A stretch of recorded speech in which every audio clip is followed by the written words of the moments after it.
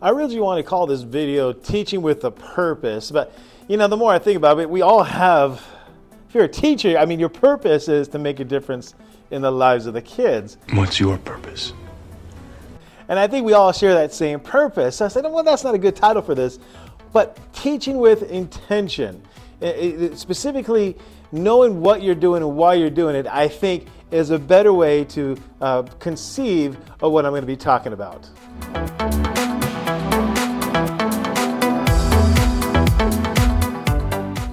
And so here's what I mean by that. You want to have the big picture. I'm currently working with a brand new teacher, and as we're going through the lesson plans, I notice what he's doing is he's finding different lessons he wants to teach.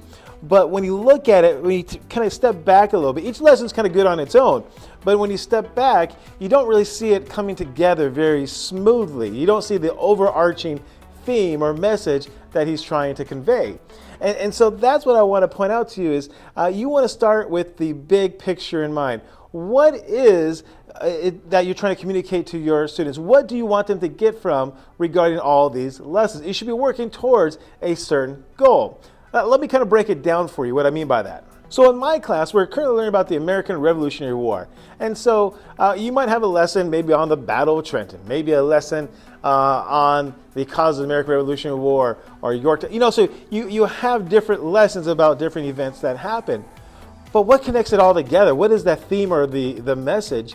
And so for me, taking a step back, that is the information I want students to have, or that's the information I'm going to share with the students. But what is the purpose of it all? Why am I sharing that with the students? What do I want them to get from it? And what I want them to get from it is the understanding of just how much America was the underdog, or these 30 colonies were the underdog during the American Revolutionary War. And then taking that and kind of applying it to their life even is, what are times where we might have felt like underdogs, right? Could you imagine the world would be like if there was in America? So to convey all that, of course, we have the different lessons that go along with it regarding different content, but there's an overarching theme that connects it all together. Another real quick history one is the Mexican-American War. We teach about the Mexican-American War.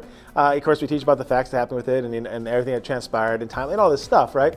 But what do I want students to get from it? I want them to get the understanding just why in the southwest of the United States there's such an influence of Hispanic culture. Why is that there?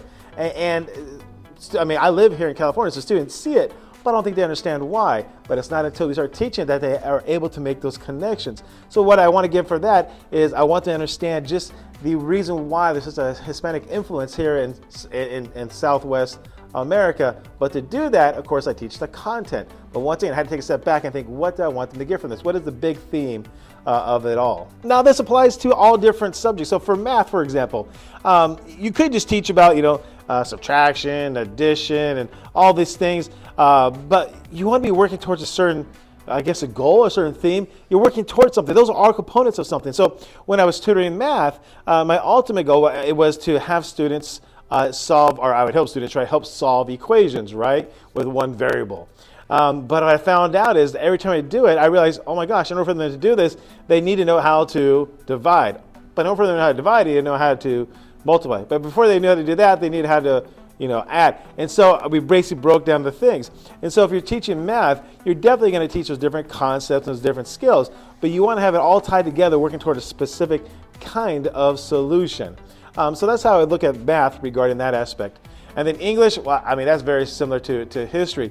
Let's say you're learning about a book. What book? Lord of the Flies. Lord of the Flies, okay? And so you're learning about the Lord of the Flies. That is the book, and that's what you're going to be teaching. But your goal is, as you're teaching that, you want to be connecting different themes to that. And a lot of times it actually has it into it.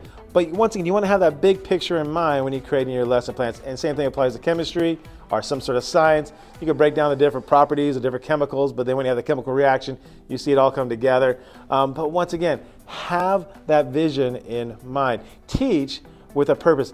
Teach intentionally to create the outcome that you want. Now, this is all easier said than done, of course, right? But this is the goal that we should all be working towards. And so keep that in mind when you are teaching and when you're creating your lesson plans. Have that in mind, have that big picture in mind, and be intentional about everything you do in your classroom, and you will see greater results with your students. Thank you for watching the video. If you like what you saw, please hit the subscribe button or click on one of the other links.